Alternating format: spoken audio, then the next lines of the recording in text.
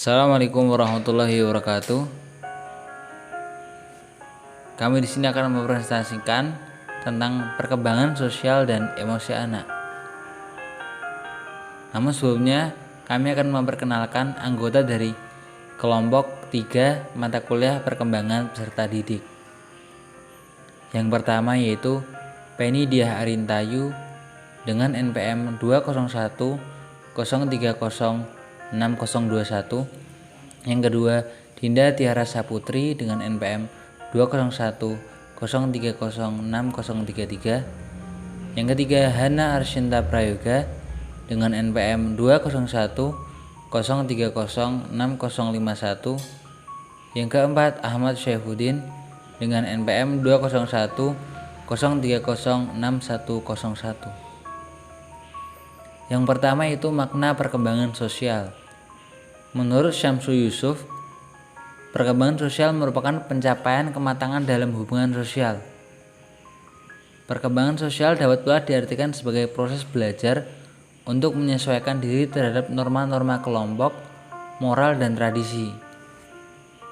Meleburkan diri menjadi satu kesatuan dan saling berkomunikasi dan kerjasama. Pada awal manusia dilahirkan belum bersifat sosial, dalam artian belum memiliki kemampuan dalam berinteraksi dengan orang lain. Kemampuan sosial anak diperoleh dari berbagai kesempatan dan pengalaman bergaul dengan orang-orang di lingkungannya.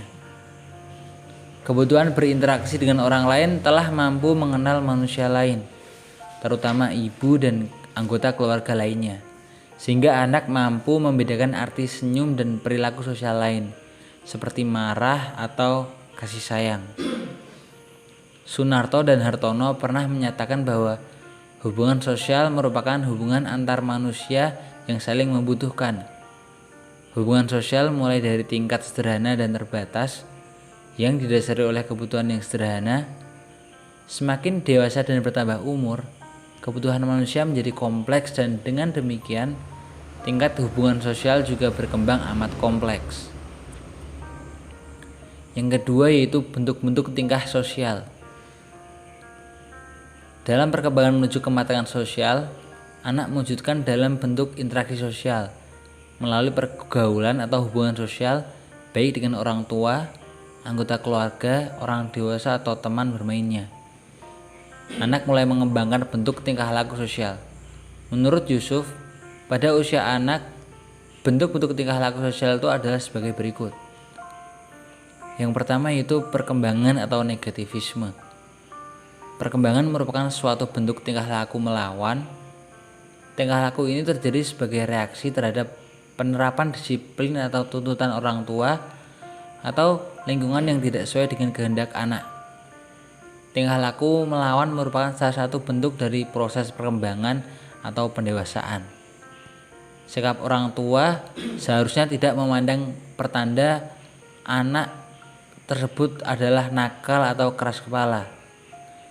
Sebaiknya orang tua mau memahami sebagai proses perkembangan anak dari sikap dependen menuju ke arah independen. Bentuk untuk tingkah laku sosial yang kedua yaitu agresi.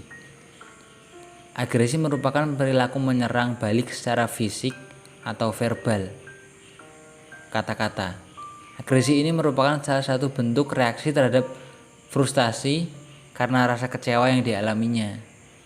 Agresi dapat mewujudkan dalam perilaku menyerang seperti memukul, mencubit, menendang, dan perilaku lainnya. Bentuk tingkah laku yang ketiga yaitu berselisih atau bertengkar. Terjadi apabila seorang anak merasa tersinggung atau terganggu oleh sikap dan perilaku anak lain, seperti misalkan diganggu pada saat mengerjakan sesuatu atau direbut barang mainannya. Bentuk tingkah laku yang keempat yaitu menggoda.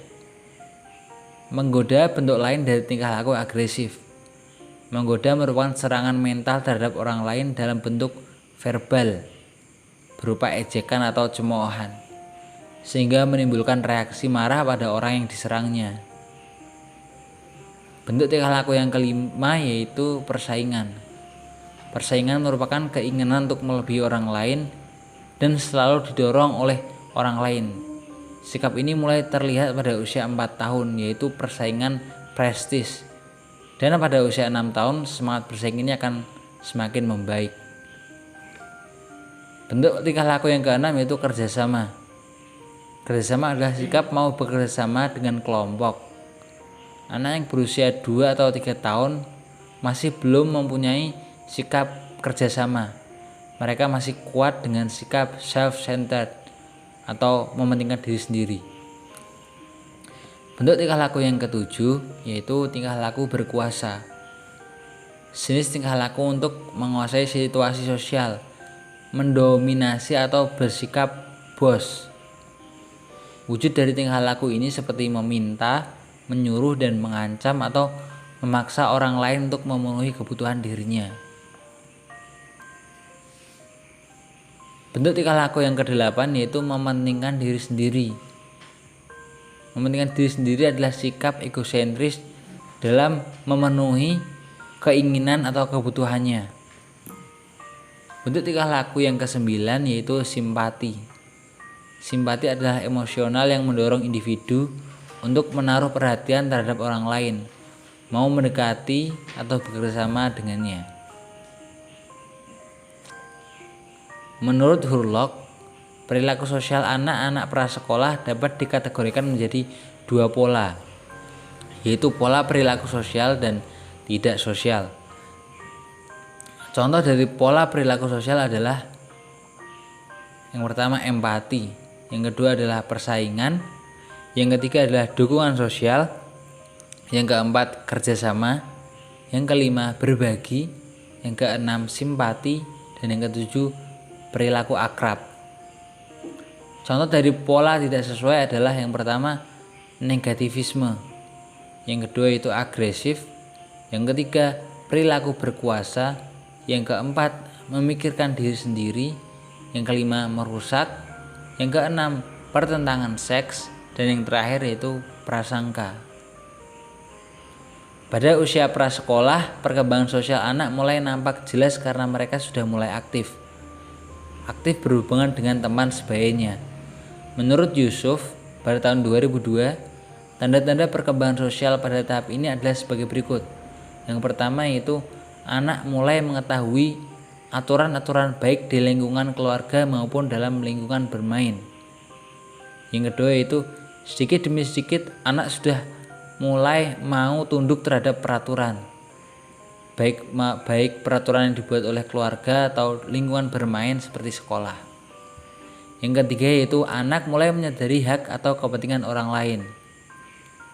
Yang keempat yaitu anak mulai dapat bermain bersama anak-anak lain atau teman sebaya. Yang ketiga yaitu faktor-faktor yang memengaruhi perkembangan sosial anak. Yang pertama itu keluarga. Kemudian yang kedua itu kematangan atau kedewasaan. Yang ketiga yaitu status sosial ekonomi atau latar belakang ekonomi. Kemudian yang keempat yaitu pendidikan. Kemudian yang kelima adalah kapasitas mental atau emosi dan intelijensi. Yang keempat yaitu pengaruh perkembangan sosial terhadap tingkah laku. Pikiran anak sering dipengaruhi oleh ide-ide dari teori-teori yang menyebabkan sikap kritis terhadap situasi dan orang lain, termasuk kepada orang tuanya. Kemampuan abstraksi anak sering menimbulkan kemampuan mempersalahkan kenyataan dan peristiwa-peristiwa dengan keadaan sebagaimana mestinya menurut alam pikirannya.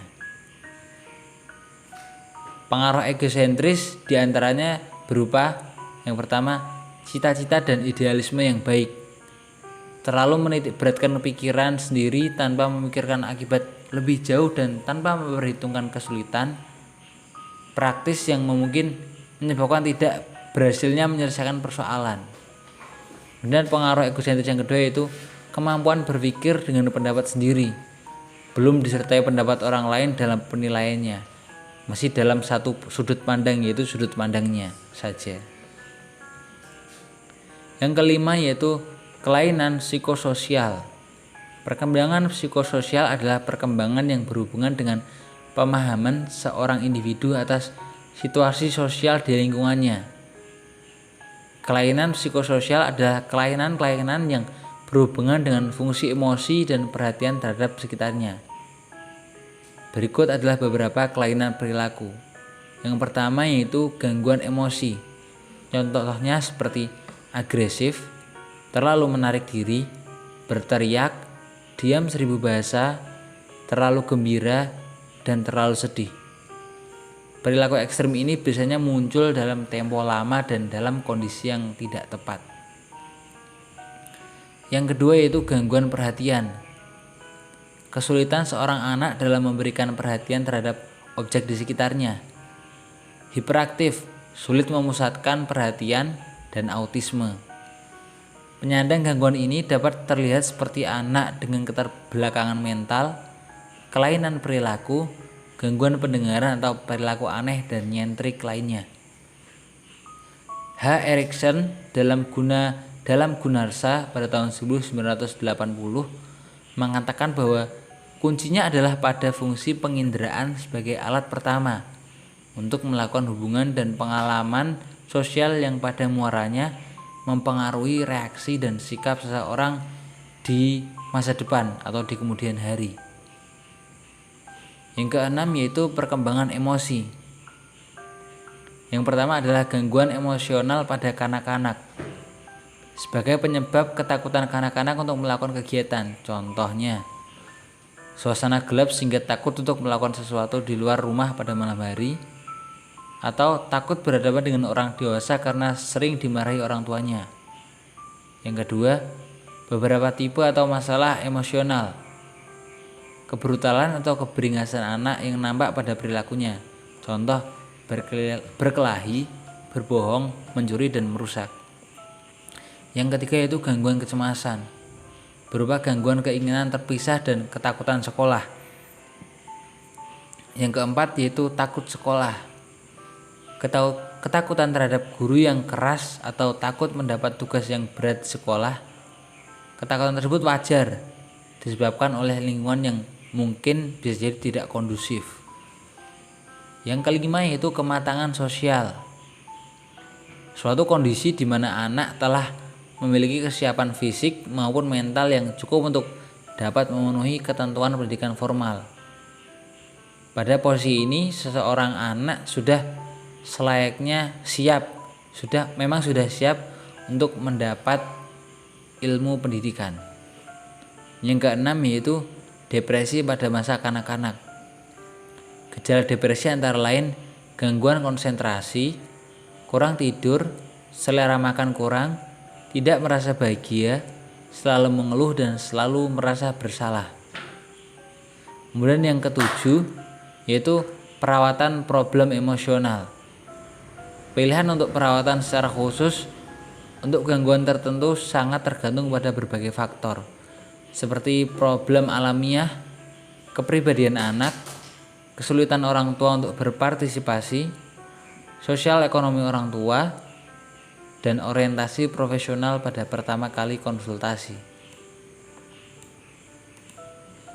Demikian presentasi yang bisa kami sampaikan berkaitan tentang perkembangan sosial dan emosi anak. Apabila banyak kurang lebihnya kami mohon maaf. Mungkin jika nanti ada yang mau bertanya bisa diskusi atau ditanyakan lewat WA group atau forum diskusi Elita.